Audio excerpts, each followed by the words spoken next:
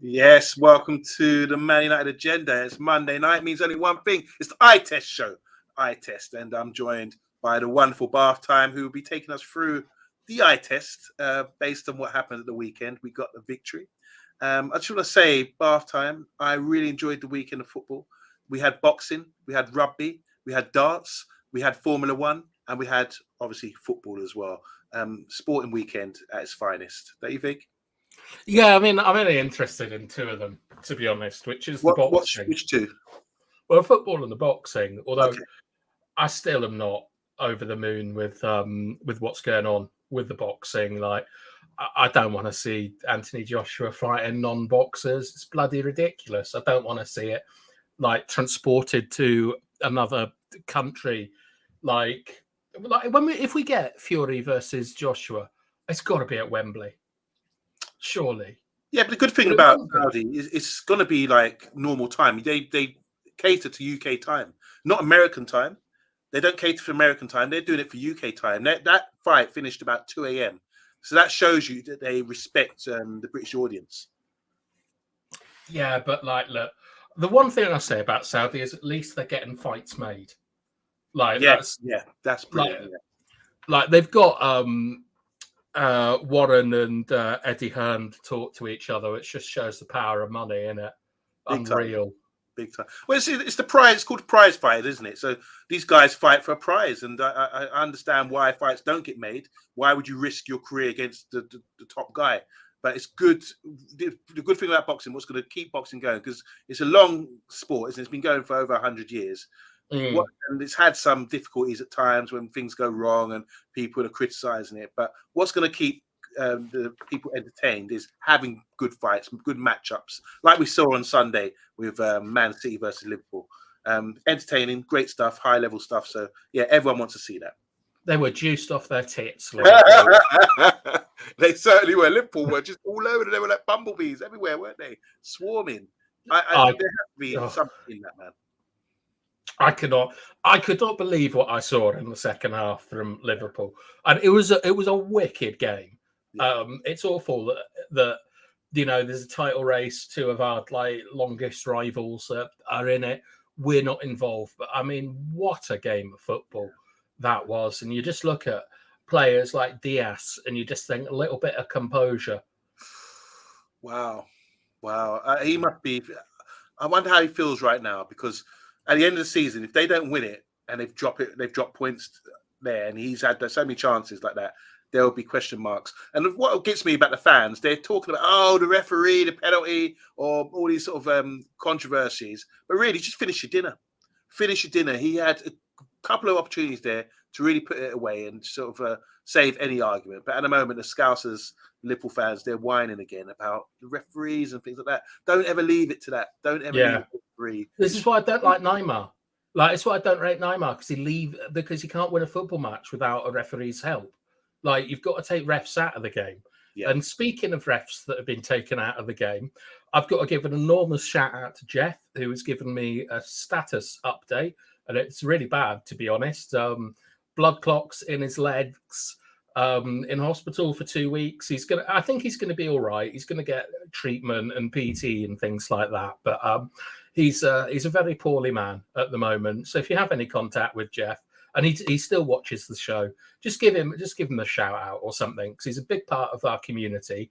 I know he's a ref, but he's also a really nice guy, and we can't wait to welcome him back to a Heroes Parade. Should I say, Jeff, you're in my prayers, man. I'm praying for good health, and I know you're well supported by your family and everything, but yeah, just get yourself better on the mend as soon as possible. And that's from everyone here on the Man United Agenda. Get well soon, bro. Right, should we do some comments on Monday and then get on with it? Yeah, there's loads of comments coming through. Just going to rush through them, guys. Big up to Matthew Bassett. How you doing, bro? How you doing? I hope you're doing well. I hope your team won on Sunday as well, by the way. He's saying hi to everyone in the comments. Big up to Andrew Williams. There's more to come from Andrew Williams. We were running a little bit late, little technical issue, and we're waiting for a special guest who might still arrive. Big up to V, the poet. V, I was clicking through my fingers with your spoken word and your speeches last week. Beautiful poetry, and off the cuff as well. There's nothing scripted there, so I'd like to hear some more from you today. Bonjour, V. This is a Andrew showing his poetry flair to V, who's impressed. He's talking here. I'm not going to read that out because I'm going to get my lips in a twist and try that one. Big up to DK Wilson, all the way from, where's he from today, bath time? He can be from the Everglades. From there? Is that in America? Yeah, of course it is. Yeah. Okay. The Everglades in the States. I saw June last night. Hilarious. Loved it. Nice. Film review out of 10. I'll give it an 8 out of 10. I really enjoyed it. Set up June Messiah fairly well. Not convinced about Stilgar being comic relief, but all in all, pretty good. Don't understand what that means, but I will go and check out both films. Like Dora done it like a whole day. She watched June 1 in the morning, then went to the cinema and watched June 2, so it's all fresh in her mind. Here we go. I'll try this one. In red they stride, Man United pride. Through highs and lows their legacy tied. Glory beckons, history's guide. Forever fierce, in hearts abide. Beautiful, beautiful. We've got some talented people in the comments. Matthew Bassett's chatting there. What? Big up to Jaden. What squadding? Wagwan. Yes. Say beer can. What, you want me to say bacon in Jamaican? Yeah. That's one of these beer ones. Can. Wagwan. Beer can, bacon. Jaylee. How do you pronounce Jaylee? Because I always say Jaylee. Just go Harley. Charlie. I wish for a quiet day. Then Ahmad goes on a delete everything from social media. Oh gosh. And Murta in Barcelona and United linked to Super League by Real Madrid paper. Not true. Oh my God, there's a news update. Boxing is bent, says Andrew Williams. No atmosphere though in Saudi. That's a good point. That is a very good point. They're all sitting there, all the big sheikhs, aren't they? Boxing is a crooked business. It certainly is. Liverpool City, outstanding game. See, us on the agenda, we can appreciate a good game of football. That was top draw, and I just don't know where they get the energy from. Diaz, Van Dijk, very good. Van Dijk's magnificent, I believe. Diaz was great, just not a natural finisher. The Saudi have ventured into boxing, and there's nothing anyone can do about it. Not just boxing, is it? It's golf, football as well. Most sports, wrestling. Big up to Bart, serious fan. How you doing, Bart? He said last weekend had an outstanding game between Premier League teams from Liverpool and Manchester, and a game from Everton and Manchester as well. Obviously, that's true. 8.5 for me, says about June, says Andrew Williams. Sure, June, I fell asleep, but June 2 looks a little better, says V. And it's 1-1 at the moment. Thanks for your update, Matty. And who else is here? Andrew Williams again saying, anything Dennis Villeneuve touches turns to gold. And finally, Bart saying here, how happy were United fans seeing their sibling clubs dominate last decade? Question mark. Okay. Shut up, Bart. All right. Today, boys and girls, we're talking about control in a football match. Obviously, it's a topic on everyone's mind. I know that Harley's brought up stuff about Ahmad and things like that. We'll deal with that on Tuesday or Wednesday. Like tonight we're talking tactics in it. So yeah, we're talking about controlling games, and I've got like 6 or 7 clips from the Everton game, and I've also got a little presentation beforehand. But actually, I'll start with the presentation. This is about spacing. So the first thing, Monday, that I want to ask you and people in the comments is that when you're in possession of a football, how do you position yourself? Do you think about the ball, the space, your teammates, your opponents? I think if you're in possession of the ball, you want to be able to keep the ball. So you want to have your teammates in and around you, usually at good angles where they can receive the ball. So someone should always be moving to create that space where they can receive the ball from you. That's their job. You don't just stand still. I was going to give you an example from the game the other day. I saw Kobe standing still in the corner, and we lost possession because I felt Kobe could have run off into a space to create an angle for a pass. So I think it's really important when you see teams that do keep the ball, like Man City. Everybody's working. You have to be well drilled. Everyone's working to create an angle for or space to receive the ball, and otherwise you can just give it up or play a long ball and a percentage ball, which is no good. To keep possession, you have to play high percentage passing, I believe, and that means having 2 or 3 options at all times. So I don't know what you guys think of the comments, but that's my understanding. Yeah, I mean, I've left the real answer off here, which is you're positioned to give yourself as a team the best opportunity to score a goal. But I felt that everyone would pick that one if I just put it in because it's the most obvious one. But like, I'll tell you a story, right? When I started playing for this team in Wales, like I've dropped a lot of level to go and play with these, and we used to have this big lump of a striker up front. I can't even remember his name, but he was like 6'3". He had a bit of timber on him, and whenever I got the ball, I'd just watch him disappearing like into a corner, pointing. It was like, you ever see that music video where Vin Diesel is saying goodbye to Heath Ledger and the two cars are just getting further and further apart from each other? That was no, I haven't seen it. No. All right. He would just run off into distance, and then at half time he'd come and shout at me saying that I thought I was all this, like, and I couldn't even get the ball to him. He'd say, "Of course I'll get the ball to you. What are you going to do with it? Right. You're all by yourself.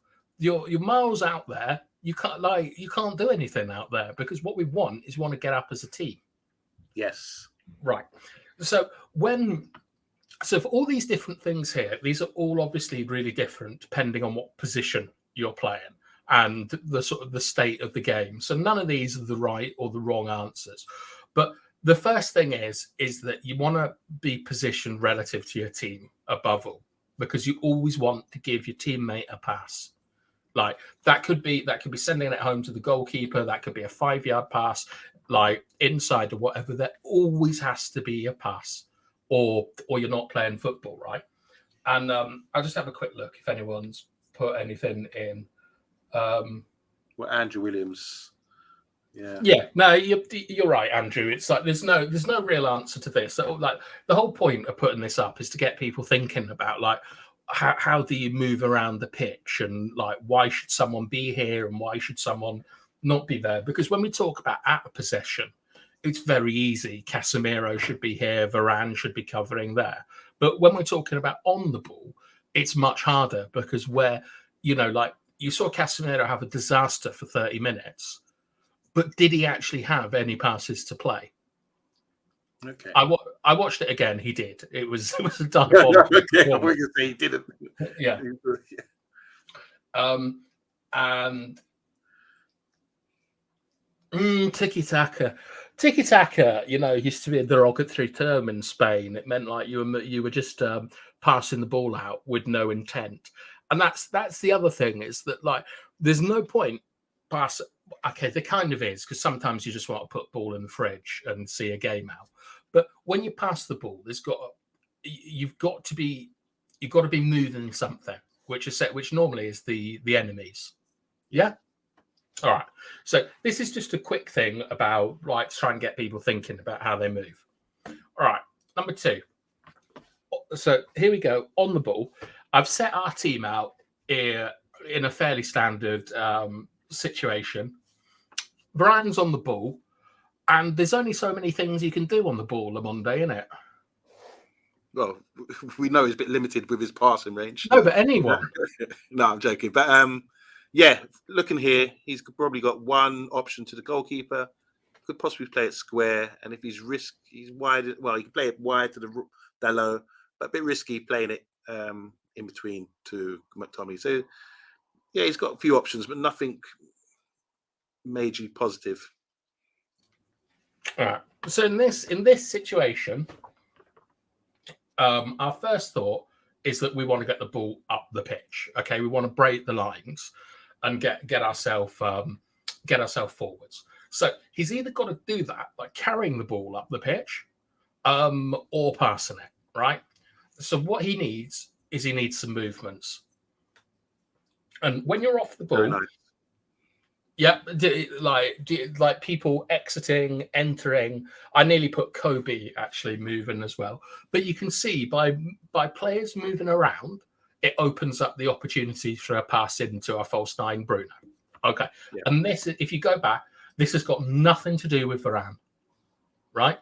Yeah. Varane is in the same place, but it's the players moving around him that opens the block up for him.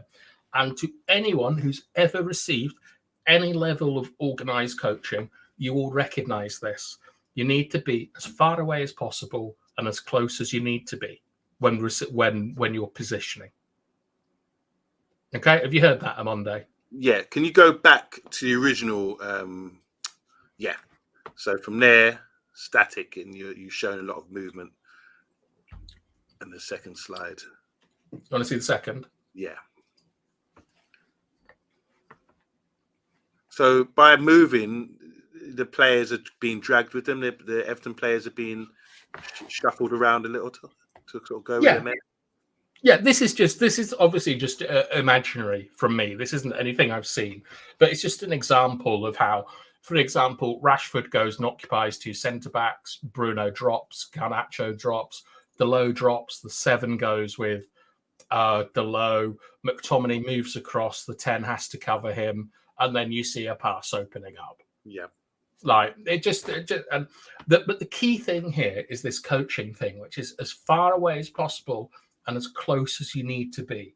Does anyone is anyone in chat ever played at a level where they've had coaching? I don't know, but that is something that even in England, I used to hear this all the time.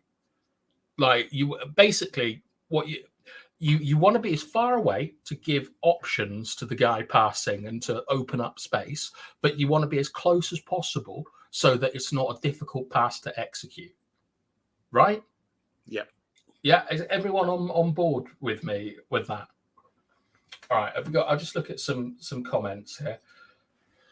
The most efficient way for a soccer team to move around the pitch is by utilising quick, precise passes. No. This is right out of the English textbooks. If you're being man-marked, you do not want to use quick passing. Like one of the big problems with football analysis now is everyone says move the ball quicker. You don't want to move the ball sometimes. You want to move the man. Right, my thinking here for Varane. Draw the 10 and the 9. Let's see what you're talking about. Draw the 10 and the 9. Slip it back to Casemiro. Yeah, okay. So what you're talking about essentially is a carry, or the end result of a carry, where you're committing one of the 9 or the 10 to challenging you, and then you're slipping it off. Perfectly fine. Manchester United need quality fullbacks who can create extra bodies in the midfield. Yeah, maybe. Depends on the style of play. So a sweeper keeper. All right, everyone's just having an argument about look at Bart here. This is exactly what a soccer team should do alongside improving their positions during turnovers and offensive moments so they can qualify for the playoffs and make the postseason. That's a good bit of trolling. Bart. I appreciate that. All right. So what we're going to do before we get on to all the fun stuff is just some basics. I think everyone here will know these things. This, ladies and gents, is a block. And there are some blue lines and there are some black lines. The space in between the blue lines is how narrow the block is. And when you're narrow, it means that it's harder to play through you and you're giving up space on the outside. So you play around the block, essentially. And then the space, the black space is how compact you are. And that basically stops anyone playing through the block by not being able to turn, by cutting it down and stuff. So this is what we talk about when we talk about compact, narrow, deep blocks. Okay, I don't think that anyone's got any problems with this. Amonde, is anything you want to add here? No, well explained. It's true. We want to see that, especially when I play with my team. I'm always trying to get them to be compact like that, but it always ends up the game gets stretched, and that's when we're in trouble. So you're always saying to someone who's in midfield, some other time turn around, and if you know you're miles in front of the defence, sometimes your responsibility to get back, because the defence wants to sit back and see the game, but there's so much space in between the lines at my level where I'm managing the team. It just gets ridiculous sometimes. So all you want them to do, and just which I repeat over and over again, is just keep that discipline. The space, the blue lines, the black lines, the compact, narrow, and that's fine, and we'll be fine. And when we do play like that, we're really hard to beat. It's only when the game gets stretched and people start running up and down, midfield get ahead of the play, and then we're all over the place. So I think it's such a crucial exercise to keep this going if you want to be a good team. We're not the best team, but I reckon we could have won the league or won a cup this season if we would have just kept to these principles, but we didn't. I wish I'd put in my old training slide then about how you practice this, because it's very simple. It's 5v5, and there's like a sort of a square in the middle of the pitch. So like, you make a small pitch and then you put a square in with a couple of cones, and you're not allowed to score a goal until the ball has passed through that square area of the pitch in that box. So the opposition team, the defenders, basically their primary responsibility at the start is defending that zone and not allowing the ball to go through and conceding space outside.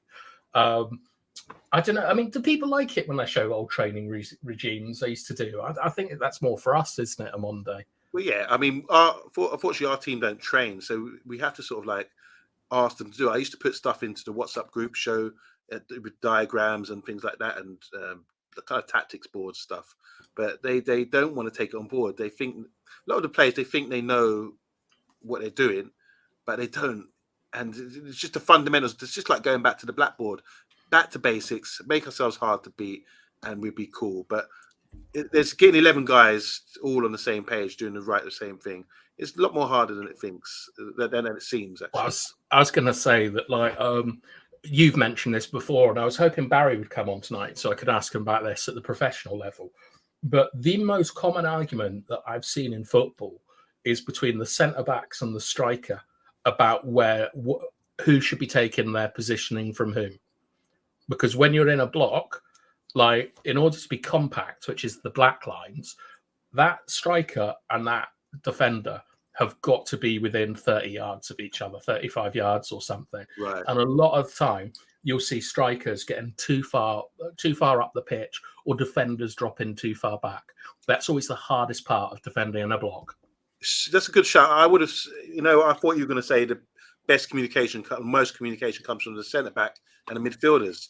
But you're probably right there, because if it does get stretched, if the strikers trying to chase down 4 defenders who are playing the ball out, and they just get bypassed quite easily, they're out of the game completely. So, but then it's also up to the defense. If they're going to do that, you want the defense line to push up as well to remain compact rather than stretching the team out like that. So, yeah, it's so crucial, isn't it, having that communication all around the pitch.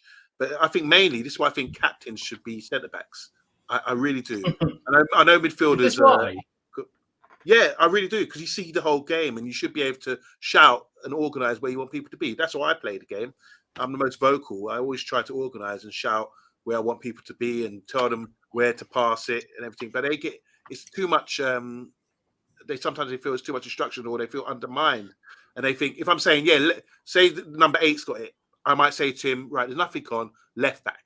I tell him left back, so he knows in that left back area that's where you want to turn out and pass. But then they would say, they try and do something else. Say, they know you're going to go there now because you said it. Do you know what I mean? That sort of thing. Yeah. Well, I mean, communication is key. I'll tell you how we used to do it one day. Is that obviously, like, as sure anyone can tell, like, one of my big things is the space between the centre back and the full back. And how we used to organise ourselves in the block was triangles, which here would be the 2, 8, and the 4. I used to have to listen to the 4. So I'm the number 8. I used to have to get my positioning from the 4, and the fullback, the number 2, would adjust to it. But I'm also part of a triangle with the 7 and 9, and the 7 and 9 would get their positioning off me, and I would be responsible for telling them.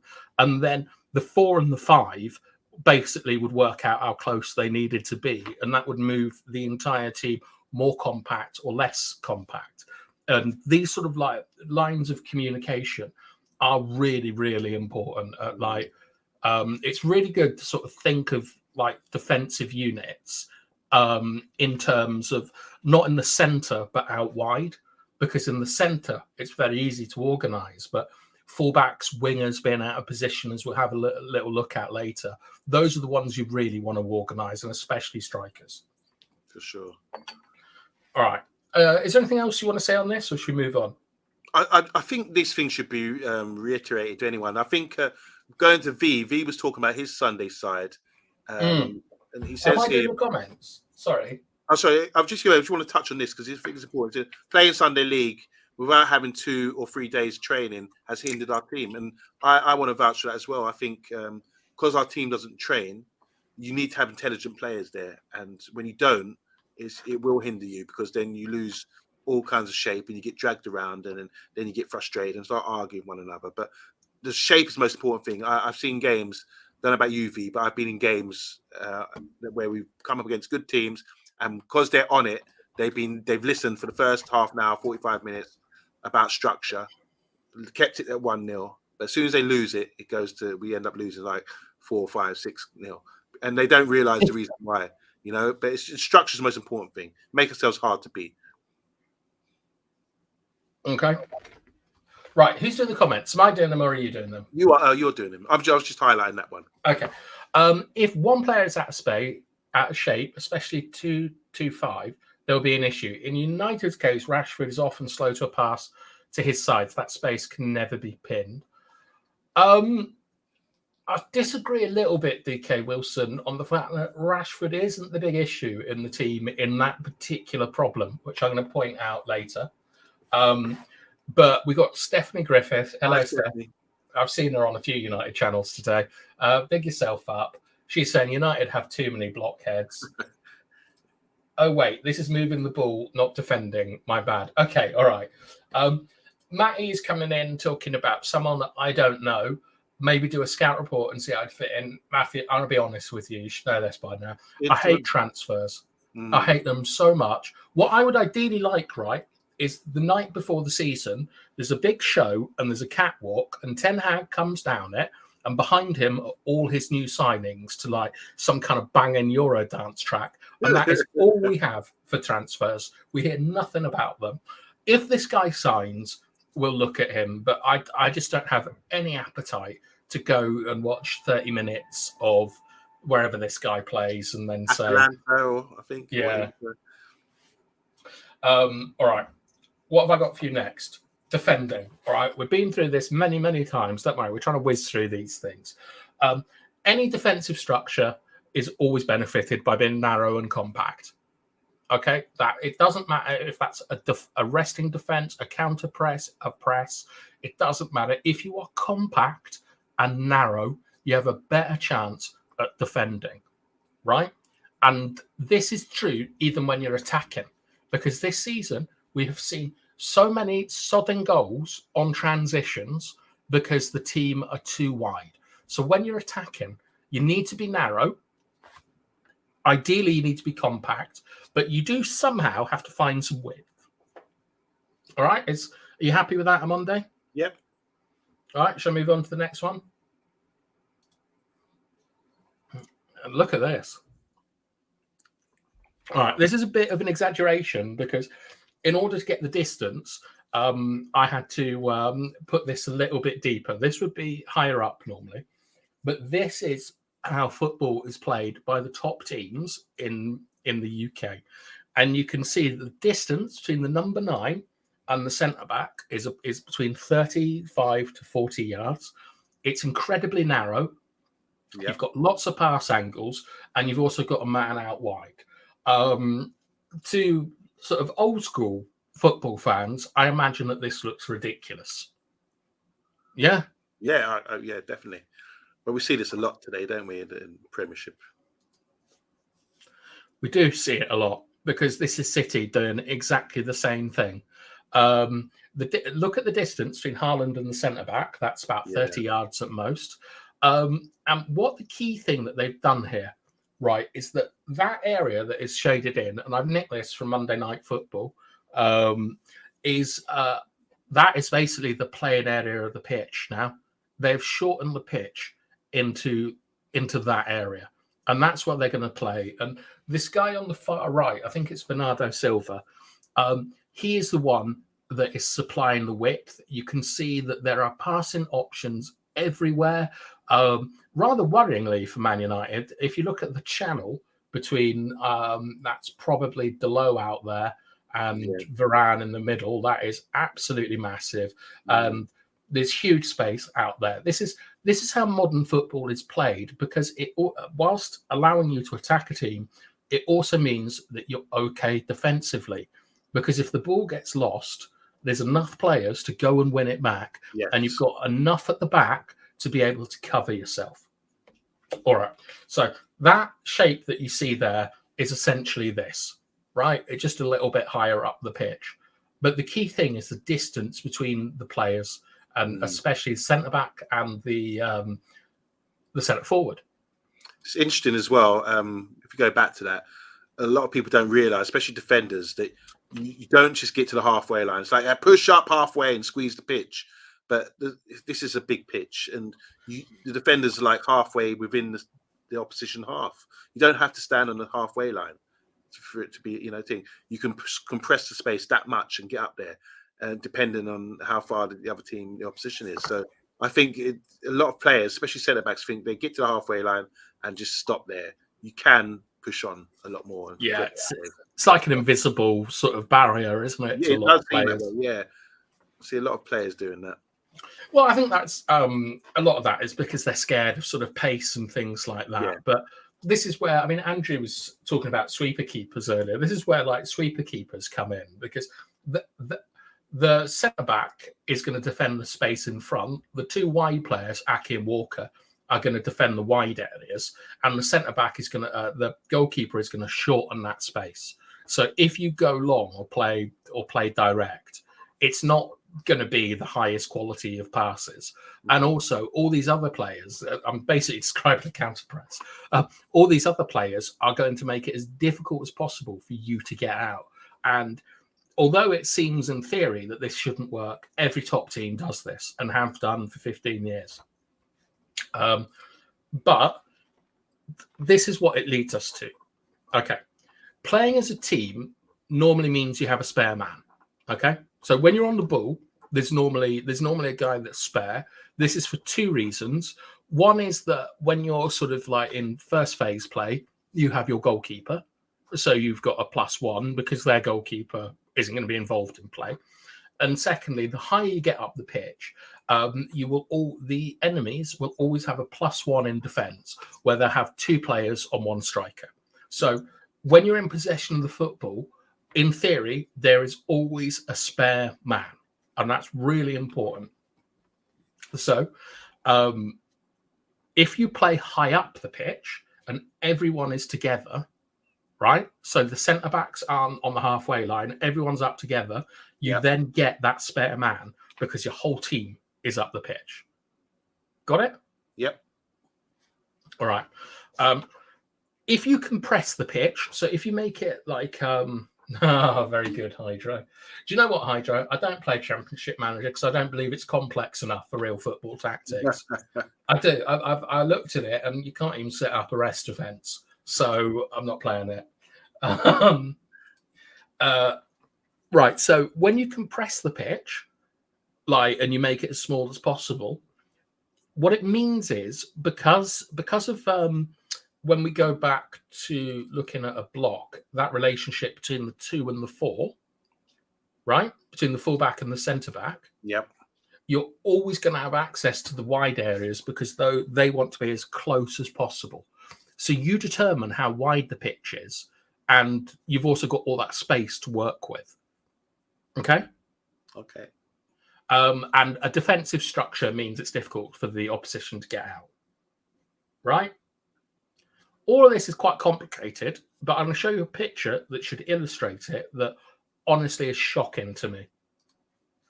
This is Arsenal against Sheffield United, 4-0 up, 10 minutes left of the first half to play, and I have never seen anything like this in my life. So for starters, the defensive line is really, really high. Who we got here? So it's the 4. So it's 2. Whereas with the City one, we saw 3 defenders. And now we've got Saliba and Gabriel, the 2 centre backs. And the wide guys are the 2.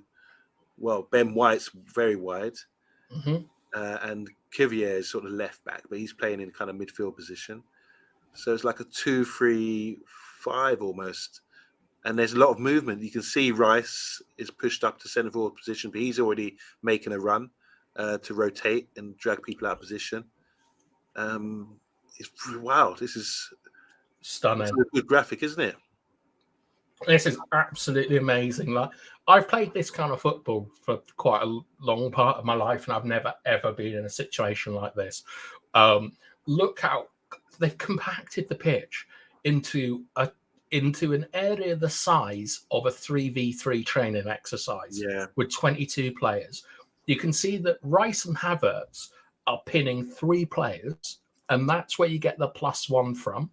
You can see that Martinelli and White are providing the width, and they've got access to loads of width behind them because their opposing fullbacks can't get the other, they have to be on that side of them. Right. So they're giving up the width. You can see the passing network between the 2 centre-backs and the 3, the 3 in the rest defence, basically, Kiwior, Jorginho and Odegaard. And you can see the distance between Gabriel and Havertz is 15 yards, maybe 20 yards. Wow.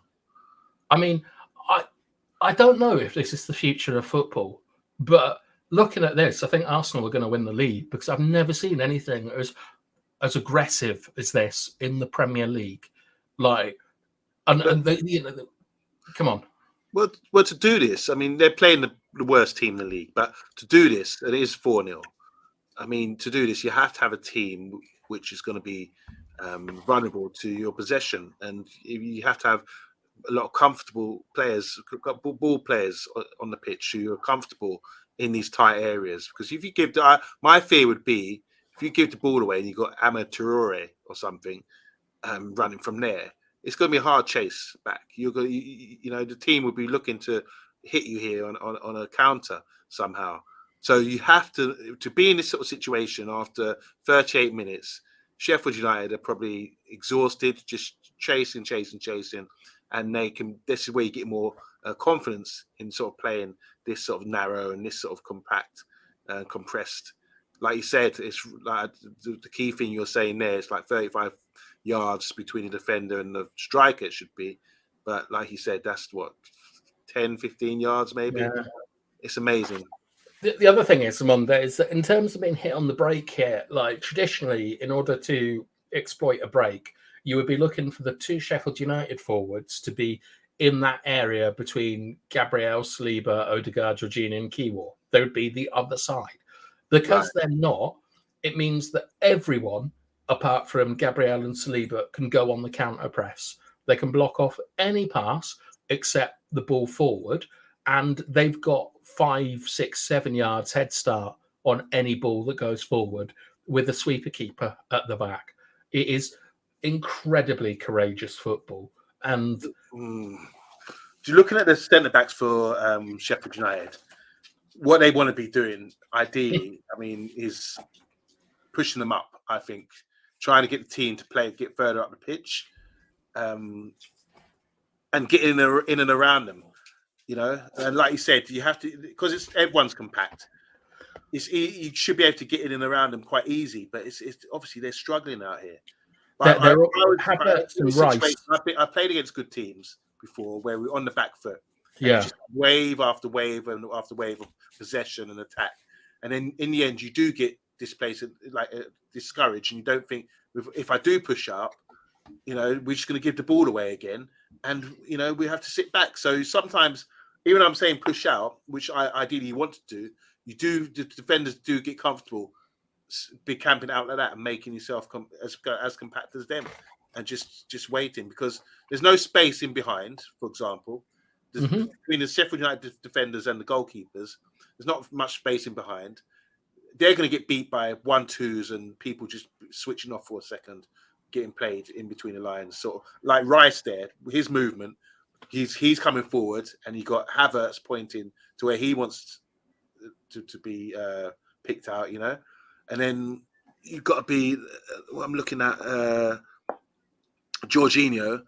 He's the middleman. He's the pinball man, where he just orchestrates everything.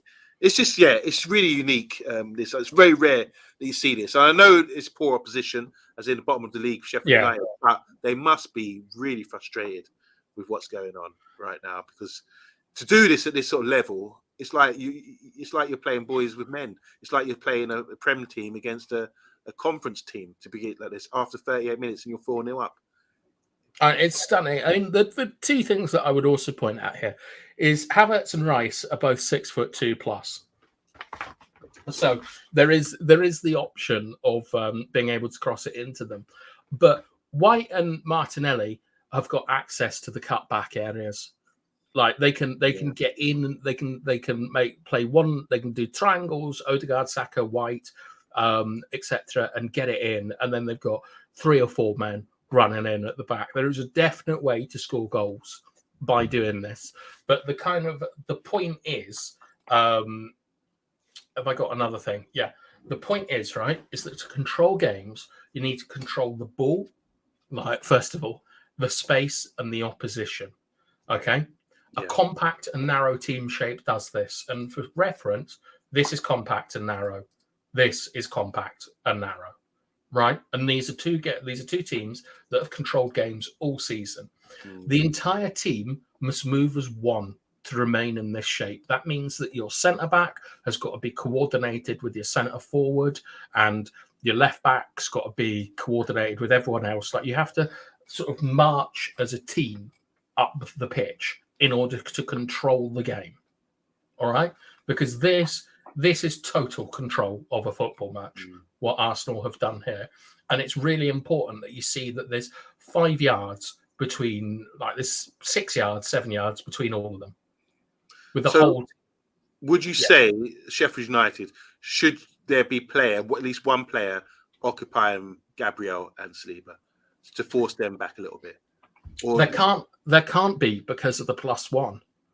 Like, because of Rice's position next to Havertz, you have to have 3 players there to deal with those two. And that's freed up men. And so if you go out to Saliba and Gabriel, they've got, because they're doing as close as possible, as far as ways in between and offsetting, they're able to just cut through you like that. So what you have to do here as Sheffield United is resolute, stay tough, win a free kick. That's basically what you've got to do. You've got to stay switched on, because you can't get out like this.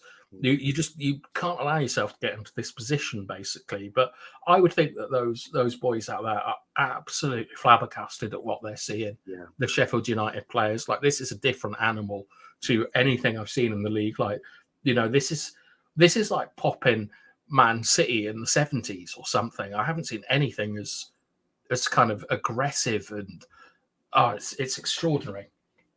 Well, credit to the guys. We're playing them at Old Trafford towards the end of the season. That'd be interesting to see how if we can adapt and sort of manage this, because against Man City, who you also showed a graphic of, who play that sort of way, we couldn't deal with it in the end.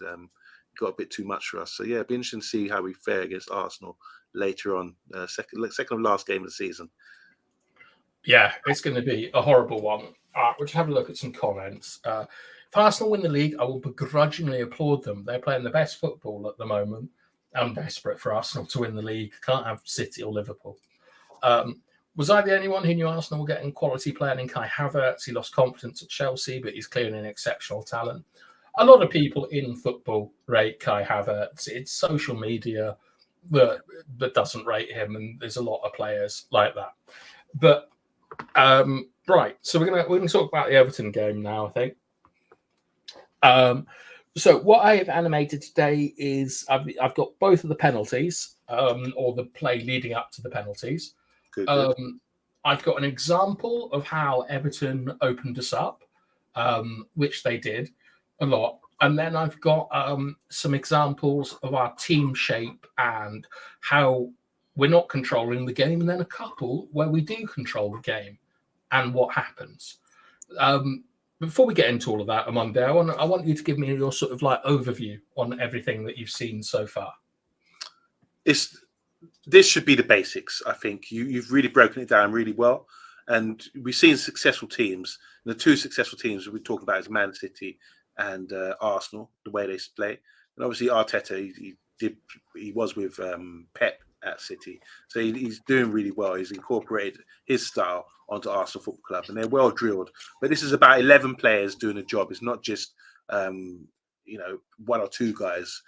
Everybody's having to do the job. So first of all, which I'm registering here, is about the distance between the centre back and the forward. I used to say it's the centre back and the midfield, stop those gaps, but I realise now, yeah, you're right. It's the centre back and the forward. Keep that kind of compact, compressed.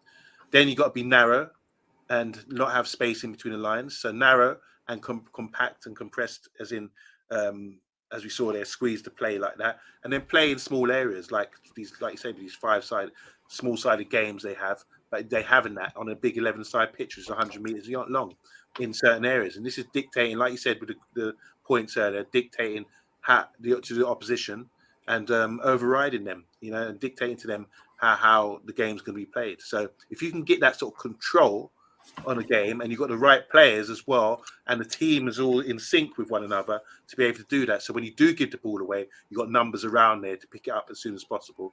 There's less risk, and you can play a good brand of football. So I don't know if, we'll see with the animations you've got from the Everton game, but it'd be interesting to see how Man United can incorporate some of these factors into their game under Ten Hag at the moment.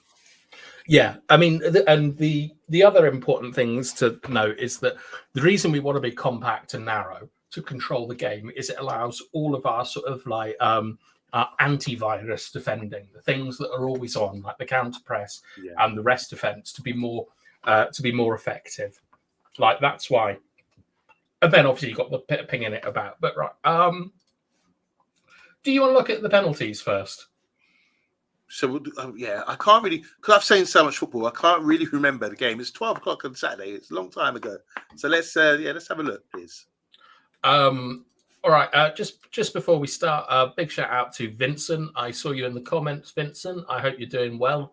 We don't see you as often as we would like to.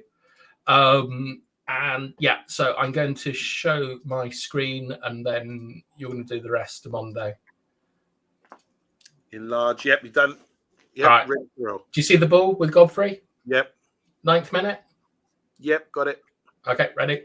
So Godfrey's played it forward into the big striker. It's cleared by Evans, played into Casemiro, he's played it wide to Garnacho, who plays it to Bruno's as false nine. Now we're breaking here with Scott. Rashford's come down the left-hand side. He's got a runner with Garnacho. He plays into Garnacho. Tarkowski comes across to him, but he gets tripped. So it's Garnacho from the left, him on the right-hand side there. He's involved in the build-up. And when we play it down the left here, Garnacho makes a run to overlap to give Rashford an option. And he gets the ball and he's tripped. Yeah, that's me trying to animate someone rolling about. All right. Should we go through it quickly? Yeah, let's do this. All right. So I'll take it back to the start.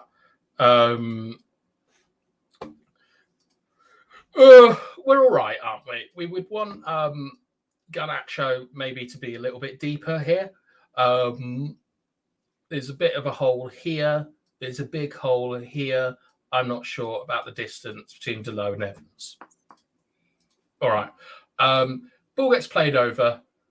Evans deals with it. Goes out to Casemiro, who just about gets his foot on it. And I can't really animate this correctly, but this is a 50-50 between Garnacho and Garner. And Garnacho gets his toe to it. Casemiro plays it into Bruno, who now does the third man combination with Scott McTominay.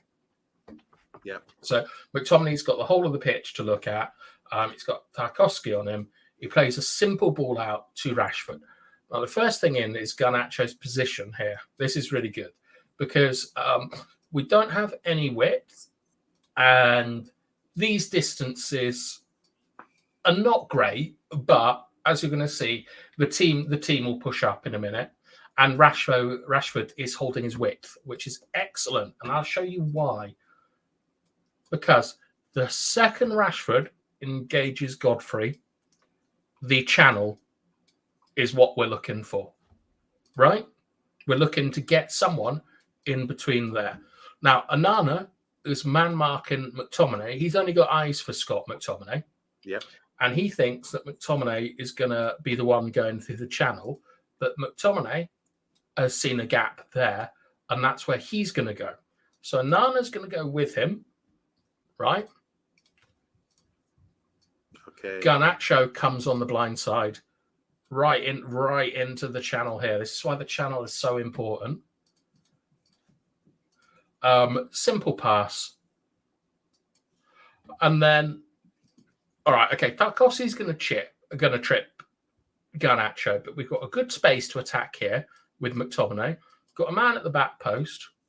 Got 3 players here, 2 here. Delo is trying to get in on the outside. Would you say, Amonde, that is that compact enough as a team shape? I understand they're just pushing up straight away. So ideally, I think that's enough. If Beto is going to stay there, you can't go beyond him. So, but it's not compact enough. I don't think that's what 50 yards. That would be 40 odd yards. 40 yards. Yeah. So that's on the verge. And then when we look at the spaces, are we narrow enough? Yeah, I think we are. Yeah. Yep. I think that this is okay. Like, because this is a flux state in a game. I think that this is okay. We could be a lot better. We could be a lot worse. But if Tarkovsky boots that ball there or there, I think we're all right.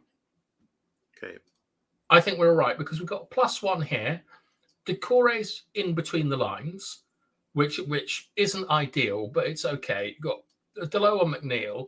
These two should be aiming to block anything that comes through there, whilst also supporting the attack. Yeah. And Lindelof is going to be 1v1 with Harrison, and Varane will be covering that area there. Delo, like, the ball's not going to get played out here, but this is okay. It's not great, but it's okay. But the key, I tell you what, the key thing here, right, is this third man combination of really nice play, and then McTominay. This is exactly what he needs to do: is to play the ball out wide, because then this area here is going to open up. Yes, and this is one of the reasons why I always say I like McTominay, because he gives simple passes out to the wings. When the ball goes wide, the channel is in business, which is between Godfrey and Tarkovsky. See how narrow it is there, right? Like how narrow that channel is. As a player, it's open. Yeah, it gets open there. And Garnacho, who, I mean, I don't know what this run is here, because he should be out here, but the team's reacted well to it, and it's it's not the most exciting animation we've ever shown, but it's I would say we know that Rashford cuts in on his right foot, so I think Garnacho's probably thinking, if I do that run and drag someone with me, it will open up for Rashford to sort of cut in on his right foot, as he usually does from there, and shoot. But he made a good option. He made a good choice by popping it off. Yeah, it's also if you think back to the other week where we talked about overloading a zone. Like, this is a zone that's been overloaded here. We got 3 players basically in the half space here. So this is an absolute nightmare to deal with, because Tarkovsky's got to defend the space, right? Yeah. So this is the area Tarkovsky's got to defend. Onana is actually in quite a difficult position because he doesn't know whether to go with Scott or Garnacho. Garner's been drawn over by Casemiro, because Garner should be here. Like, Garner should instantly be filling that spot there, and that means that Onana can pass Scott on, and he can go with Garnacho. Yes. Right. So, like, I don't know if this is good play from Casemiro, but I know it's bad play from Garner. Anything else to be said on that? Interesting that, especially when we've seen the Masters, Arsenal, I think, because we're not in control. This is kind of like they've given the ball away and we've sort of pushed on. So it's not having control or building up as a team. It's just a couple of... It's transitional football. Yeah, and suddenly we're in. So we're lacking that sort of control, but it's a good use of the ball, I suppose. Yeah, I mean, this is everyone kind of like looks down on counter-attack transition football. It always surprises me because it's a very important and, in my view, exciting aspect of football. But there's some really good principles here. There's the third man combination. There's overloading a zone over here, and we're just about compact, narrow enough. We're just about. So it's perfectly fine, but it could be a lot better. Mr. B saying great play by Casemiro, I say. Yeah, I mean, to be honest, Mr. B, I don't actually know if that is good or bad play from Casemiro, but I know that when I play, I do stuff like that where I try and be annoying by standing in an area that's going to confuse someone. And I think it might be good play from Casemiro. He had a dreadful first half an hour, but he did all right in the second half of the game. Do we have any more fun comments? Fun. I'm not sure about fun, but evening all, says Stuart Marshall. And Vincent Bullock in the house, he's saying, so do you think we would have got a goal in that game if we didn't have 2 penalties awarded to us? Should we have had more T penalties? There's at least 5 in that game. So maybe goals without the penalties. Would we have scored in open play? Maybe saying there. Stuart Marshall's going to the game. Big up, Stuart Marshall. Hope you're doing well. And the dogs are good as well. And obviously coming back to this one, Mr. B saying Casemiro, great play by Casemiro. Because he was involved in the build-up, I think, with a few touches. Yeah, he did fine. He did fine in the build-up. He was part of a third-man combination. He got himself up the pitch. Like the only thing you'd say is he did do a weak header out that Garnacho had to fight for. But those are fine margins, and they went our way. All right, before we get on to the meaty stuff, I'm going to show you the second pen. Now, you really can't remember these. I remember that one. Now you've shown the animation, but I can't remember the second pen now. Just trying to remember. Oh, I do remember now. It was Garnacho again, wasn't it? Of course. Yeah. All right. So Pickford free kick, 33rd minute. You ready? Let's go. So Pickford, the goalkeepers, lobbed it forwards, and they're challenging for the ball. Man United get play it out. It's a great run by Scott. There's a wide run here from Garnacho. There's movement ahead of him. He beats one, beats another, gets into the box. He gets tripped by Godfrey. He steps on his toe. So it's another kind of like, it's not control, but it's another transition here. Scott done really well. He made a good run there, which Garner went with him, which enabled Garnacho to sort of drive into that sort of space that was vacated. So Scott initially gets the ball, doesn't stop, keeps running, takes Garner with him, which opens up for Garnacho, and he drives into that area. And he could have knocked off to Rashford. There was options there, but from having a free kick, suddenly Everton have had to get back. And I'm just watching Everton's defenders here getting back. There's defenders. There's huge spaces. Yeah, they're in trouble. Yeah, like I mean, it's really simple. They're going to toss the ball in here. Our line is perfect. Our line is perfectly fine. I think it's Delot that wins the ball back. Bruno's in a great position, but like, look, we're really good here because we've got loads of players around the ball. Bruno does a lovely little layoff to McTominay, and this is the key thing here: is McTominay carries. Yeah, and carrying is something that we're going to get into in the next animations. Of carrying is so important for a team to be in control, because here no one can put pressure on the ball, right? McNeil is the only one that can put pressure on the ball, because Garner's got to stick with Bruno, Branthwaite's got to stick with Garnacho, and Godfrey's got to deal with Rashford. Like, if anyone comes out to McTominay, it's game over. Yeah. Okay? So McTominay understands this, and he just carries. Branthwaite and Godfrey have done what I think I would do, which is they've protected the centre of the pitch, and they've allowed Garnacho and Rashford the width. Okay? So McTominay is just going to pop the ball out into that area there. And now we've got Garnacho and Branthwaite. Branthwaite's only job here is to delay and force Garnacho wide. That's all he's got to do. And what we'd expect to see is Rashford getting there, Bruno coming inside, and McTominay making that run. The reason that McTominay is going to make the channel run is because he's going to try and clear the centre of the goal. This is an expertly executed transition. So McTominay makes the run, and Garner's had to go with him. Yeah. Right? Bruno's gone off on the other side, which has actually pinned Branthwaite a little bit because he can't have it there. And then Onana and Tarkowski, they're not mobile enough. So Onana's going to make a really half-hearted challenge on Garnacho because he's too far behind play. Garnacho's not even going to dribble him. He's just going to keep moving on a diag. Godfrey's going to come out, and he's basically just going to fall over, and he's going to take Garnacho out. And when I pause it there, Amonde, once again, is this I'll be generous. Is this, with our lines here, are we compact and narrow enough? Once again, if we were in control, if you could show animation where we're in control of the ball and popping it around for a bit, then it'd be easy to judge. But we've just picked up the ball again, same like in the first penalty. But there's a lot of distance there. They've just got to the halfway line, and that's about another 40 yards. It could be a bit more compressed than that. Regarding being narrow enough.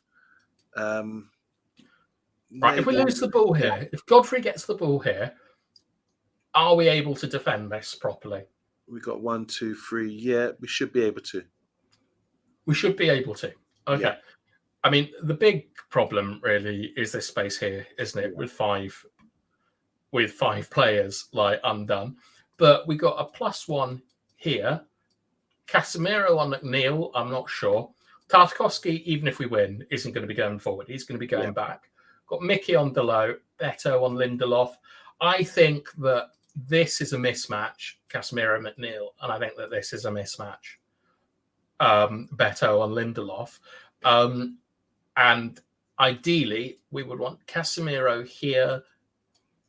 We'd want all these players 5 yards further up the pitch to have proper control. Okay? But decent stuff. Have you got anything more to say on this? No, I see what you're saying. I see what you're saying there. So to what you're basically, if you go back to that, it's all right.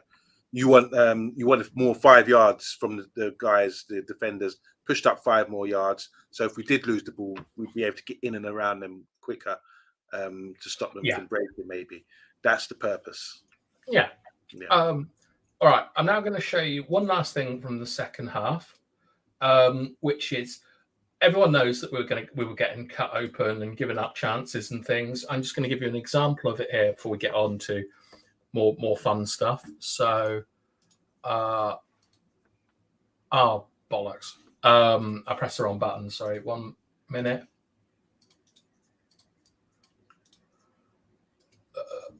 Yes. It worked. I was worried I just deleted the animation, but don't worry. Okay, so I'll just get it up in a second. Okay, big up Mr. B in the comments, Stuart Marshall, Vincent as well, and the 29 of you watching right now, mate. Don't forget, if you comment live, we will read out your comments, share it, subscribe, and like. All right, Monday, 18th minute, Pickford on the ball. You happy with everything you're saying? Yeah. Let's go. So Pickford's come out of his goal. He's popped it wide to Mickey, and Dalot's come over to engage. Mickey's cut inside. Harrison's got the ball. Remember that was Harrison picked up the ball. He came from right to the central area where a lot of teams have exploited us lately. So he's left Lindelof, and Lindelof didn't really go with him. And there's a lot of space there to exploit. I think that was their game plan here. So Harrison blindsided Lindelof, cuts inside, receives the ball, and has a good shot on target or on goal. All right. Very, very quickly. This is your first error here. We're sort of in a mid-block, right? We're in a 1-4-1-4. We're not compact enough. We're not narrow enough.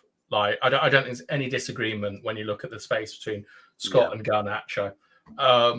So when the ball gets played out here, Garnacho has to drop, right? He has to drop to remain being compact. You have to give up the space. But because of Bruno's urgings, Garnacho charges out to Braithwaite, and Pickford is just able to pick out Mickey over the top. That's so simple. That's beat 2 lines of pressure. Just that ball. Now, McNeil is going to run the channel, and Casemiro is going to go with him. And Harrison is going to get into that space there that Casemiro vacates. This is an issue with Ten Hag's game plan because these two are man marking. Yeah. So as the play goes, 2-on-1 on Kobe, Casemiro protecting the channel, Onana is on Scott, and there is no one in that massive space there. This is a system failing, I believe. The 2 players that I would probably pin it most on Casemiro, to be honest. But that's literally because he should read the situation here. When McNeil makes that run, McNeil with the ball here is less dangerous than the space here. Right. But again, Casemiro does nothing wrong by vacating that space. Let me just say, sorry, Vincent, this is live right now. It's not pre-recorded. We are actually doing this live at 10:10 on Monday evening. So yeah, sorry about halftime. Yeah. So that is essentially how they got through, is because Garnacho in the first line of Garnacho's come from the second line, which is this line here, to join Bruno, and has completely opened up access out here. Yeah. Like, it's very poor play. It's what you get from a young player. But to be honest, McTominay should be talking him through this, and he should not be listening to Bruno. Mm-hmm. Do you remember when you set up the animation, was Bruno directing Garnacho to sort of close down Brave? Yeah. Okay. Yeah, Bruno just doesn't understand a lot of stuff, to be honest. But Bruno was looking across and pointing at the space out to Braithwaite. Right. Because Bruno's got to go and cover that space. And to be honest, Bruno didn't want to do the running. So he was like, where is someone else? And Garnacho has come out to get to Braithwaite. And Pickford has just... Pickford knows that he wants to play it out there. Because if Garnacho comes out here, he and Delo can double up. Bruno can come across and pick up Braithwaite if Braithwaite wants to get in here. Like, Scott's on Onana, Kobe's on Thingy, McNeil's there. Even if Harrison comes across here, because Garnacho hasn't committed, like himself out here, Garnacho can follow McNeil, or Garnacho can stay here. This is a really good example of why your block has got to be compact, like narrow and compact, because all that's happened is one player has gone 5 yards out of the block, and our entire system, which involves man marking people, has completely collapsed. Amazing, this, isn't it? This lesson is really, really... I'm taking this in big time. When you're seeing it like this, and the fundamentals that you want is non-existent here. Yeah. And we are completely open, It's really, really, really good stuff, bro. Really, it's not the first time it's happened, is it, either? I'm not saying it's good stuff. It's not good for us, but it's good to see in the verb, All right. Let me just stop sharing a second. We'll do any comments. Are you all right to keep going for like a little bit longer on Monday? Yeah, let's do this, man. V's just dropped in. He said, fantastic analysis. Yeah, just saying that. Agreed. Bruno Fernandes would have been chastised in the dressing room for that one. One player can destroy a whole team.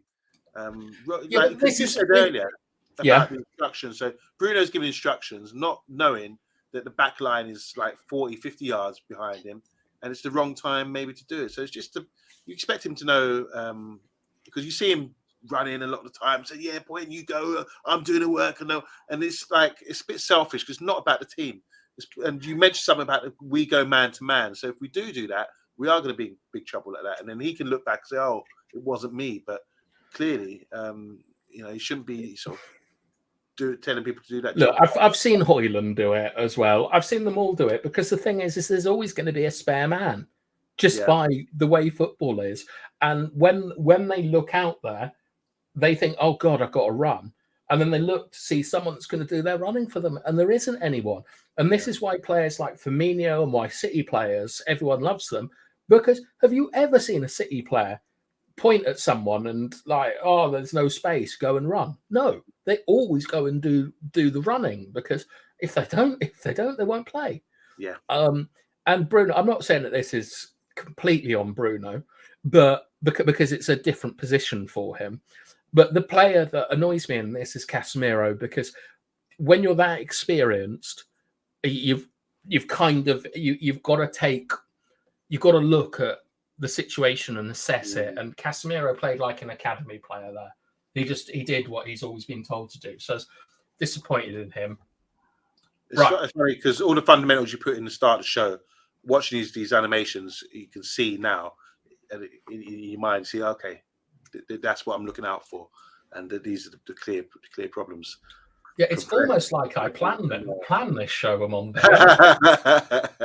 Well, as V agrees with me, I mean, that's really, I'm really getting that, and I hope you guys are taking this in at home as well, because really, that was really good. Like the Eureka moment. I'm like, I get it. So come on, United, fix up and start your training. Should be watching Monday Night Football with us on the eye test. They did fix up actually in the second half. Like, yeah, I'll show you. Like, it's still not wonderful, but there was like the second half was a lot easier than the first half for us. But we did change things in the second half. So where's my button gone? Don't say bollocks again or Vincent. All right, 47 minutes on Monday. Ball's going to Pickford. Okay. Yeah, let's go. So Pickford's played it into McNeil. He's laid it off for Garner. He gets there first, plays it wide to Mickey, comes home to Braithwaite. He plays a long ball back into the space for McNeil, and Mickey makes a run down the line. He cuts inside, pops it over to Lindelof, and he clears the ball. And here comes Scott, carries the ball free. And we've got the wide runners, and Garnacho's been played in. Offside. Yeah, I remember that one. I do remember that now. So the space, once again, where McNeil's been able to pick up the ball, we seem to have an issue with that sort of area there. Scott done well here. Plays the into feet to Bruno, and it's Bruno plays the ball. All right. So this is a bit of a primer for things that are going to come later. But first of all, we've got Garnacho in the pivot, and we're quite wide. All right. This isn't that bad. The problem is we really need someone standing here. Like Rashford's position isn't too bad compared to Scott's. Kobe's position isn't that bad compared to Bruno's.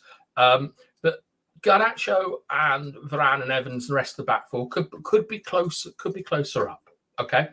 But with the exception of this hole here, this isn't too bad. And the other thing is, from the body shape of Pickford, we know he's booting it, right? So so that informs how players position themselves a little bit. So he boots it over. All right, if he flicks it on, Casemiro's covering, Dalot is covering, but once again, we got no one here. And one of the reasons why is because Scott and Kobe are man marking their players. Right. Rashford, I think this is fine. Him on Godfrey. But one of these players has got to be there. But all of them, none of them are hiding. They're all kind of doing what they should be doing. And obviously the distance between Varane and Bruno is horrific. But Bruno's just done a Bruno thing. So the ball gets out, and now Kobe and Scott have kind of recovered. Even Rashford has come in. So we're in a slightly better position. The hole now is here. Yep. Okay. But the reason the hole's here is that Casemiro has had to fill in because he's passed for some reason McNeil off to Evans, maybe because it was an aerial or whatever. So once again, this isn't ideal, but this is going to happen in a game, and you have to adjust, right? Because it's fluid. Ball gets across. This is a difficult one for Kobe, because Kobe ideally would be here and Garnacho would be applying pressure and we'd be looking to force the ball backwards.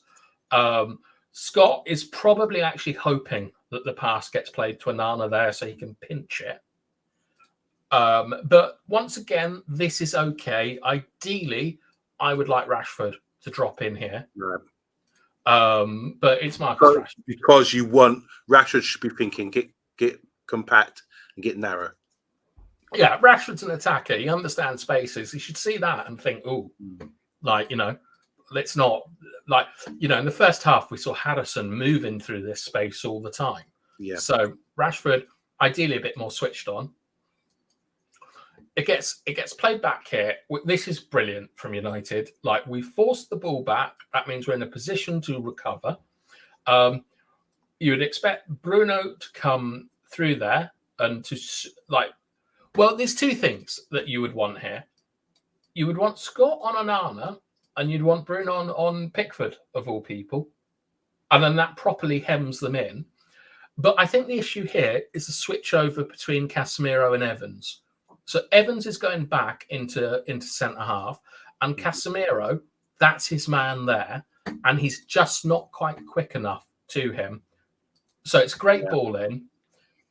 McNeil can turn, but look, Casemiro gets out. Beto's between the lines, but this is fine if Rashford is here. In fact, this is really good if Rashford is here. So I'm not blaming this for Rashford, because this isn't really what he should be doing, but I would expect Rashford to be there. Like, catch one of your 7 buses. It gets played out to Mickey. This is much better, Amonde. Like, when you look at the pitch that they're going to be attacking, this is really good. There's no real options. They're going to have to go back, and they're going to have to try and recycle across. So this is actually, now we've kind of recovered into a perfectly reasonable block. Mickey cuts inside.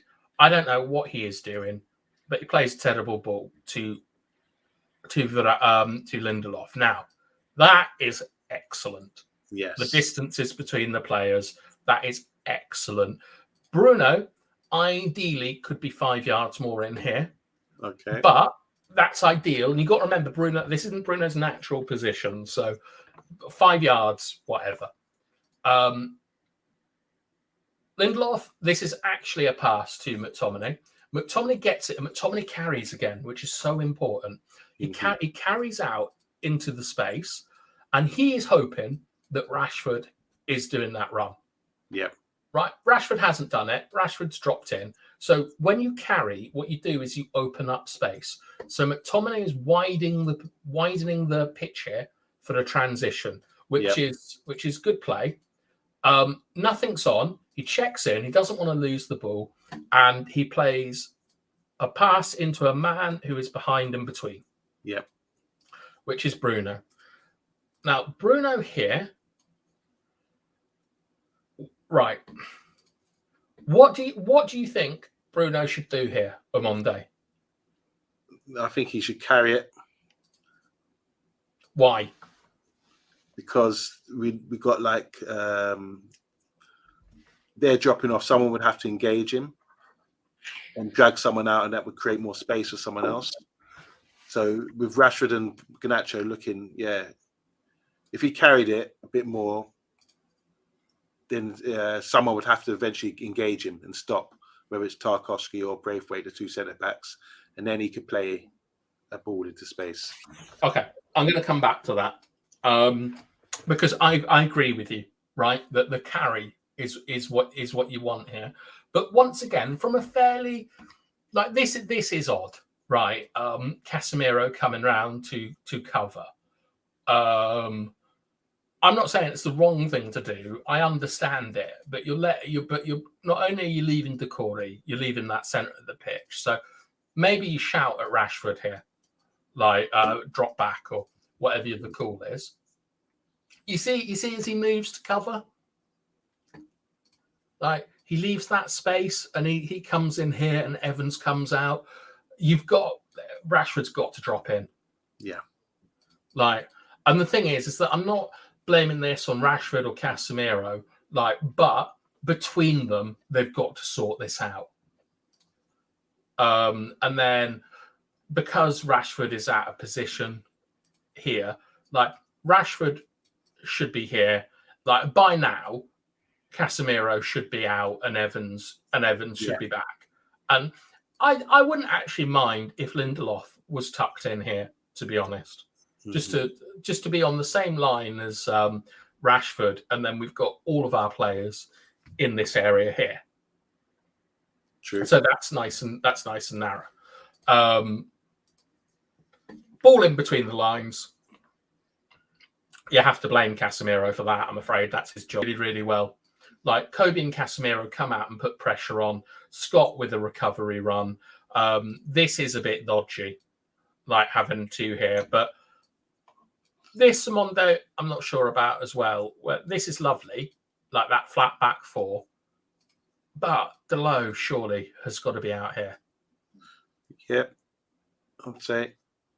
And the other thing is that even though this is kind of a press here, with Casemiro leaving Beto, or with leaving this man here, we could have against a proper team. We've got problems here, but. I think it's always better to be active rather than inactive. And you can see that within a second, we've kind of recovered into a really good shape. Like you can see that Scott and Casemiro finally got where they need to be. Kobe is cutting off passes here. Like really, Mickey's got to send it back to McNeil. And this is still an issue because McNeil will go 5 yards and then hit it in. But we've got Evans here. We've got Varane here. We've defended this well. And the reason it's defended well is because we are very narrow and compact. You look at the space in between the players. All right, that channel's a bit open and maybe Garnash's could be a bit deeper. Maybe Scott could be deeper. Yeah. Maybe Rashford could be deeper. But you're talking 3 yards here instead of 10 yards. So that's an improvement. So I'll finish with that one. That's a good one. There's a lot going on. There's a lot going on there, but when you break it down and show, especially what the theme of the show, and show how that's a bit of an improvement, I'm quite encouraged by that. Big up to Jeff. He's in the house. I'm more concerned about this comment. Do you know what that means on Monday? RN. I've got no idea. Edging. Okay, my sweet summer's child. You don't know what that one. That's about ownerism. Hello, Jeff. We're very pleased. Very pleased to see you. We gave you a shout out at the beginning of the show. I hope your blood clots are all right and all that sort of stuff. Take care of yourself, my friend. All right. The next thing is this, and this is all building to something, Amondo. So just let me press some buttons. I know. Big up, Jeff. Glad you're doing better, bro.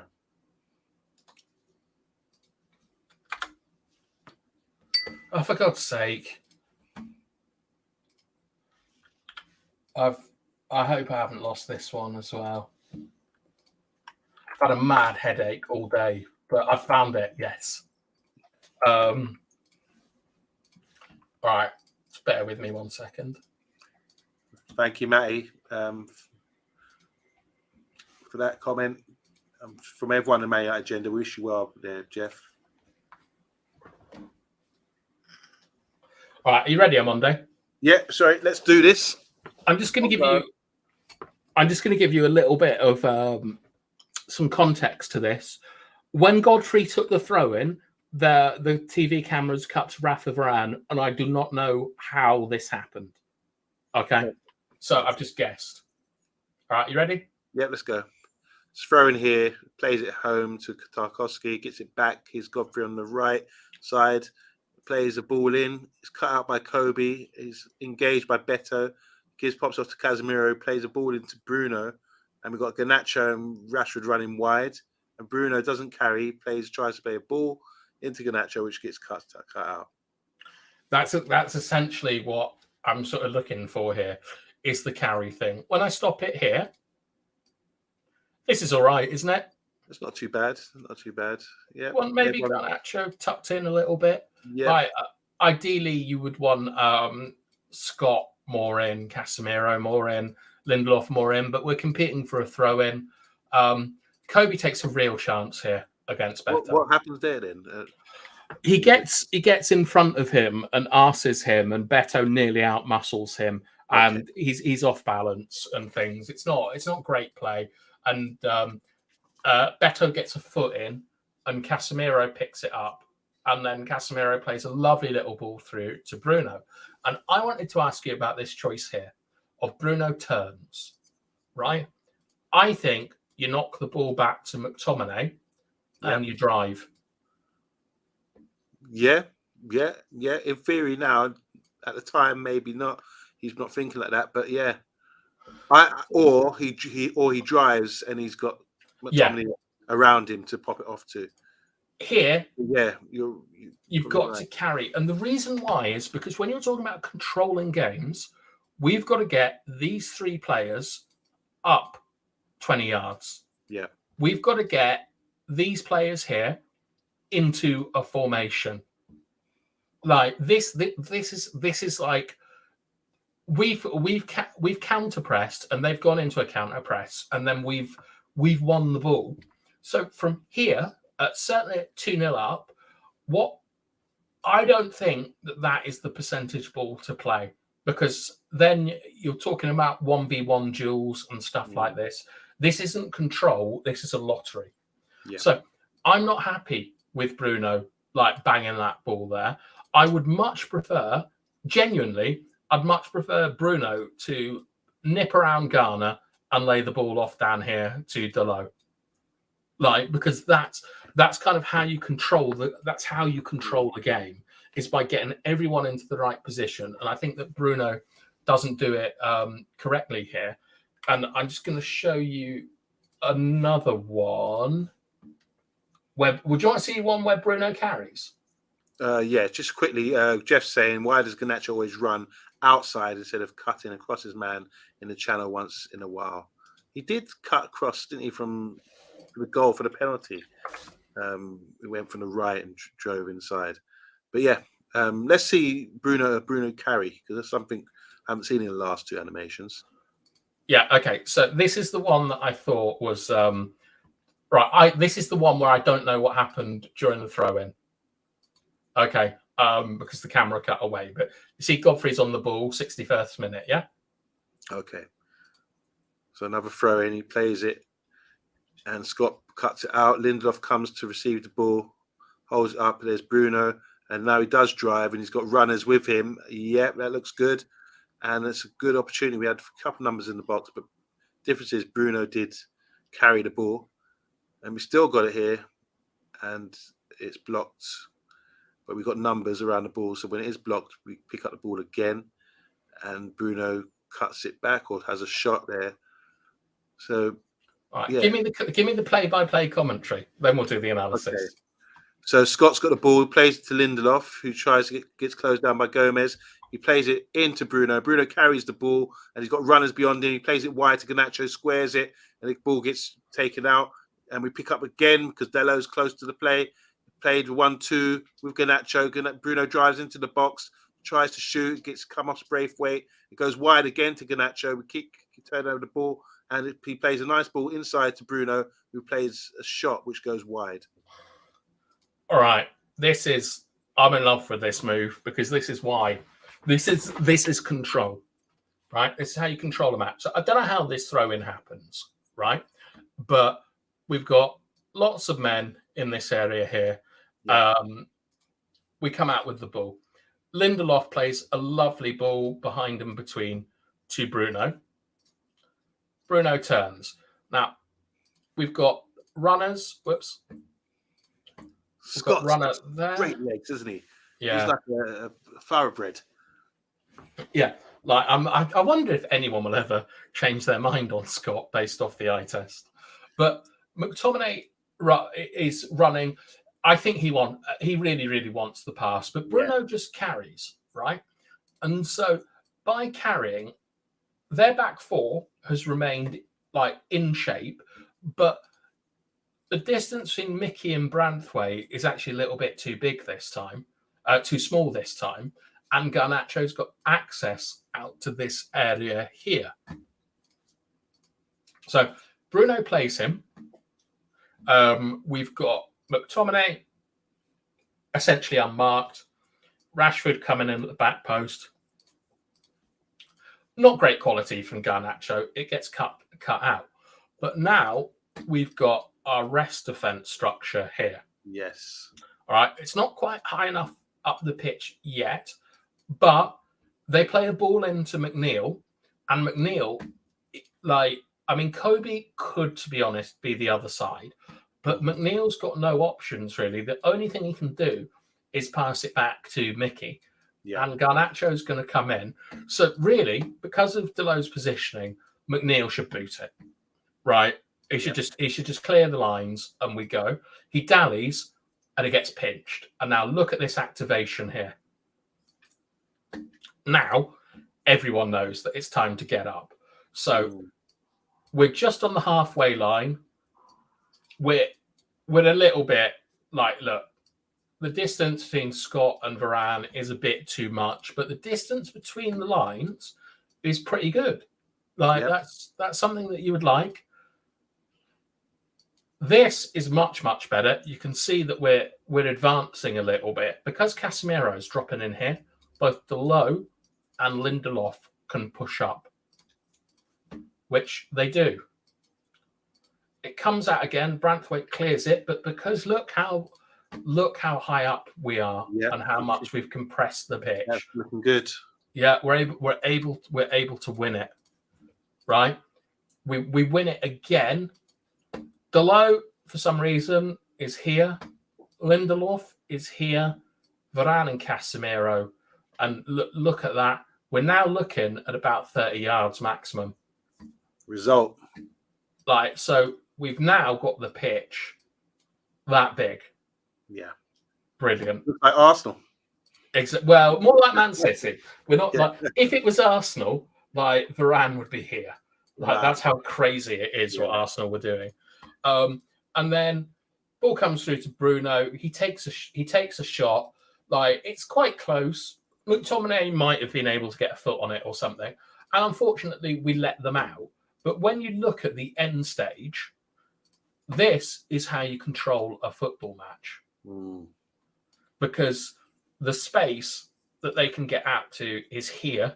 You're not going to pop you're not going to chip a ball into Calvert-Lewin here. There's nowhere out. We've got everyone contained in that space there, and we are in control. We're in control of everything here. And Bruno, I'm not blaming him. He lets them off with a shot. But the key thing is the difference is that when Bruno gets the ball from Lindelof here, is the carry. Yes. That's the difference because he allows this line to get up the pitch and he doesn't just bang it here for Garnacho to chase. He allows us to have more control by taking the ball until Branthwaite has to make a challenge. And we're still not great here. Kobe should be here. Casemiro should be here. Deleu should be here. The running power of Kobe and Casemiro might be an issue. Yeah. But by the time they do recover, into this point here, still not high enough. This isn't control. That's too much. We want to be looking at a quarter of a pitch. But here, this is control. That's controlled now. Yeah. And the proof is that we win it back and they can't get out. Yeah. That's twice. 2 or 3 times we won the ball back there. So I'll just stop there and see if anyone is listening or watching. Amonde is gone. Amonde is back. I thought it was just me then. Sorry about that. It's the doggies making me press buttons. Really, are they pressing buttons? I have one more clip, but do you want to end it? Do you want to sort of call it here? No, I want to do this other clip, please, if possible. Are you sure? Yeah, of course. This is another example of what I think is control. So just let me set this up. Thank you so much to everyone that's watching and is enjoying this. This has been a long one. But fully packed, really compact and compressed with info. And you have to be narrow-minded if you don't enjoy this. All right, Monday. This is a goal kick. Yes. Goal kick. Okay, let's go. So Pickford. Oh, sorry, it's our goal kick. Anana plays into Casemiro. Evans into Dalot, and he gets to return. He's got a bit more time now to play into Varane. Well, that wasn't animated well. Yeah. Okay, so Dalot's got the ball now with Garnacho, cuts inside, and he plays to Casemiro, and he gets a ball into Evans, who's playing high up the pitch. Bruno into Scott, and Scott plays it round the corner for Rashford. So this is a bit of a playing out from the back. Yeah. Okay. So what's really good here, right, is that first of all, Onana has looked at Evans and has sold Calvert-Lewin here. That's not a dodgy pass. He's good at that. Yeah. He plays it in, and look, we've got nice support angle. We've got a nice support angle. He plays it through here. Dalot is going to make a false double movement to come back here. So it plays in. Evans supports, right? Play the ball across. And now Gomez is a bit longer in the tooth than Garnacho. And he understands that because of how we've played out here, he can't cover both these players. Right. So what we've done is we've been pretty compact here with width. Right? So that's really, really good from United. I didn't animate this properly and I've got to check it, but Varane carries to here with Gomez behind. Distances, really, really good. Because this is second phase play, I've got no issue with the width out here. We're nice and compact, between the. This is pretty good, I think. We send it to Evans, and then look at Johnny Evans. Look at him, just popping off into space. Dalot's got an out ball. Casemiro can come in here to deceive.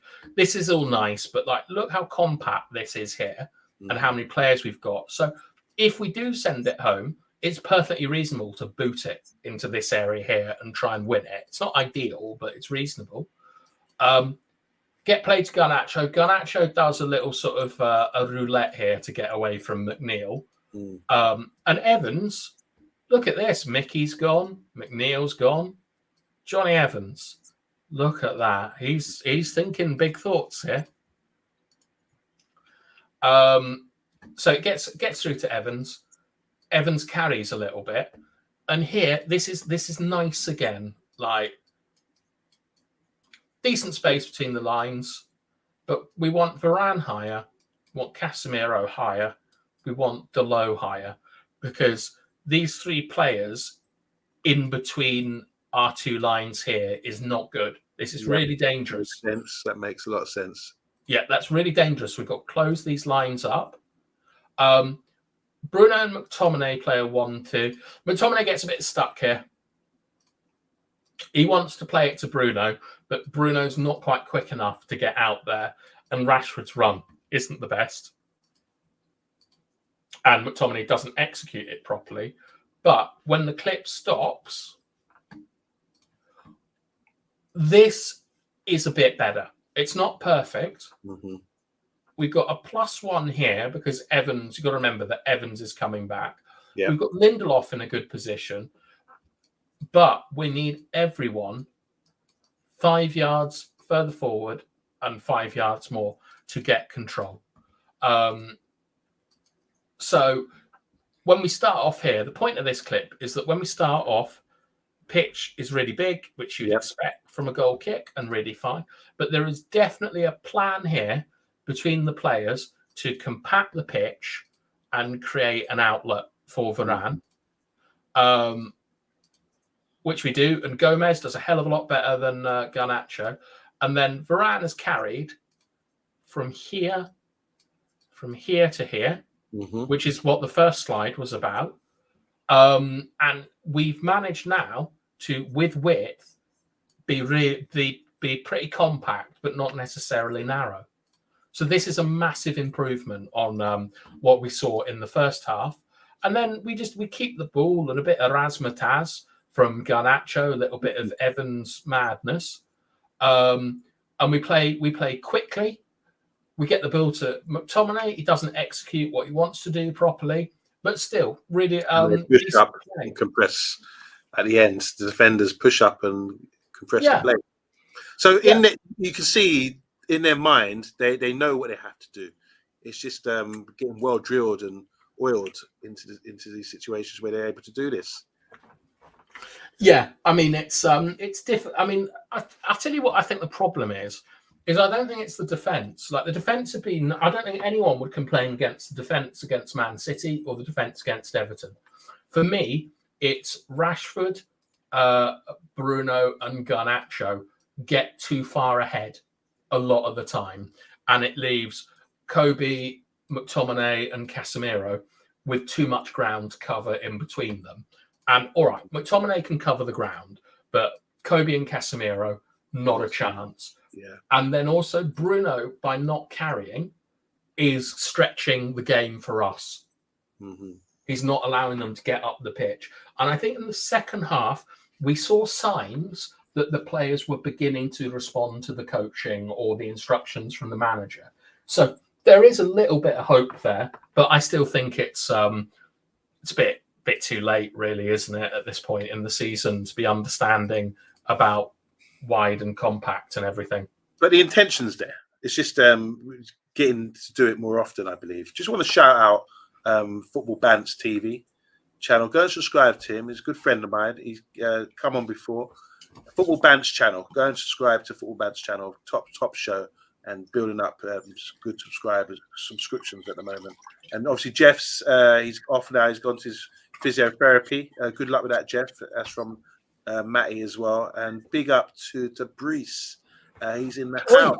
Brees. Where is Tabrice? Like I have made notes on the bloody footage that I've been sent. I've got lots of coaching plans, and then Tabrice waltzes in at 11:15 on He's probably back from training or something like that right now. But go and subscribe to Amateur Football Podcast. Tabrice is a brilliant guy.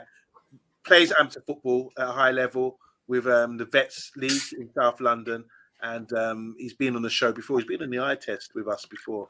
And check him out on TikTok and on Instagram as well. Really, if you love your football content and interviews and analysis and that kind of thing, check out Tabrice, man. He's got it really going on. Where are you, Tabrice? Why aren't you coming on the show? We need you. Maybe next week we can get you on. POTUS 5000 is in the house. Way up, fellas. Big up to you, man. Hope you're doing well. It says, it's been a while. I've been here, but big ups to you all. Thank you so much, man. Respect you. It's great to see you joining us as well.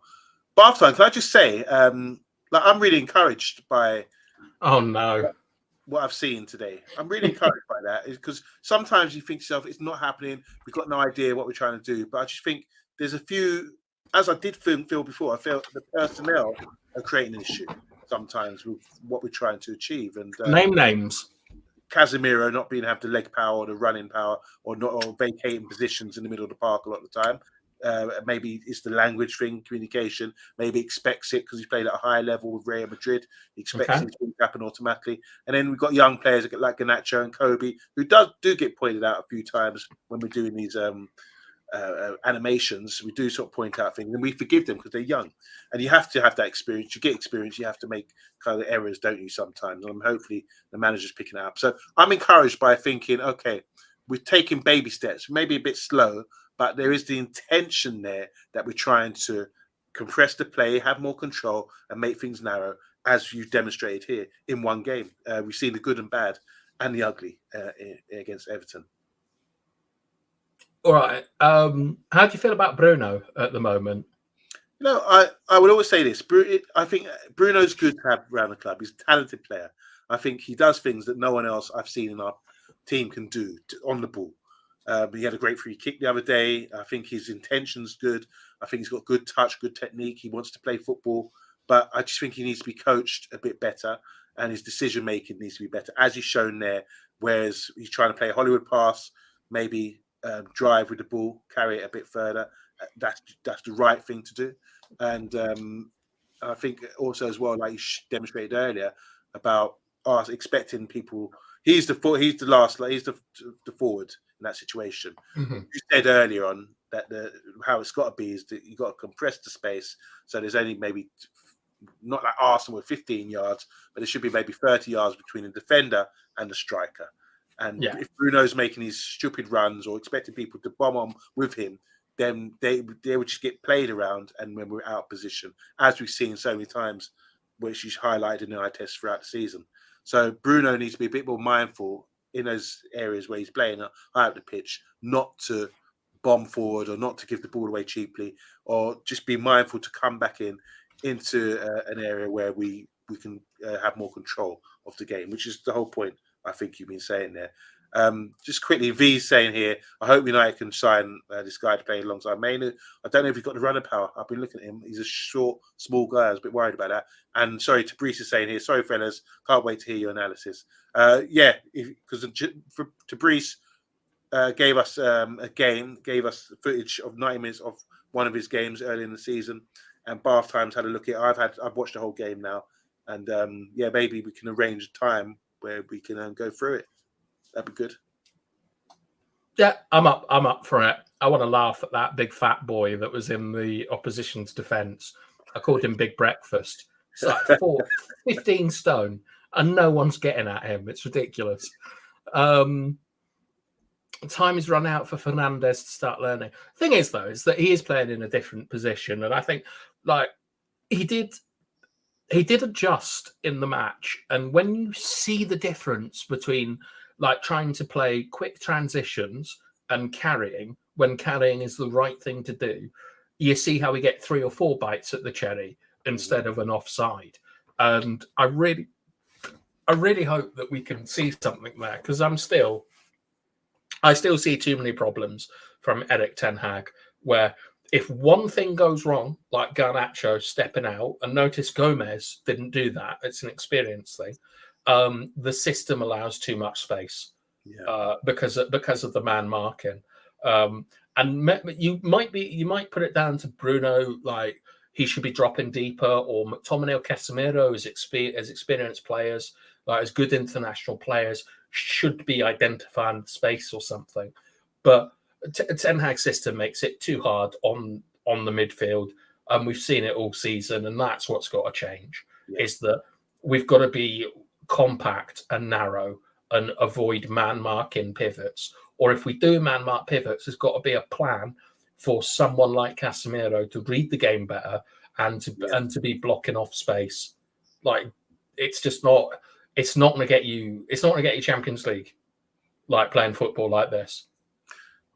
Maybe I think if you come from Ajax, where you've dominated and you've been probably the best team, you could have maybe afford to get away with it. I wonder if that's part of it, that he thinks he's going to have to adapt. That he realised the Premiership, every game is going to be tough, and you can't afford to sort of feel that your players are just going to be better than everyone else, and they will be able to adapt. It's a lot of work. It's a work in progress for sure. But this season, the trouble with Man United, if we don't fix it this season, and we end up out of the Champions League, there's going to be questions asked, and not many people are going to be as understanding as yourself, Bath, or be able to sort of detail what the actual issue is, you know. Well, I'm not understanding as in terms of sympathetic. Like, I understand what he's trying to do. I've seen his patterns of play. I understand like what is theoretically in his head, but with the personnel he has, you can't play this type of football. And fine, if you're De Zerbi at Brighton, you can do that because Brighton is a very different club to Manchester United. But we need results and we need to be competitive, and we can't. It can't be asking Casemiro to do the role that you're doing. So either you sell him as soon as you can, and you put someone else in that position that can do the physical demands, or you don't play that way. And I've got zero sympathy for Erik ten Hag, because we saw this last season. We've seen this in every game that he's managed. We've seen that his system doesn't.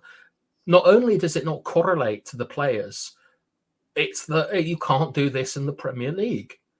Like, no other manager tries to do what he does. And there's a reason why, because it's rank idiocy and madness.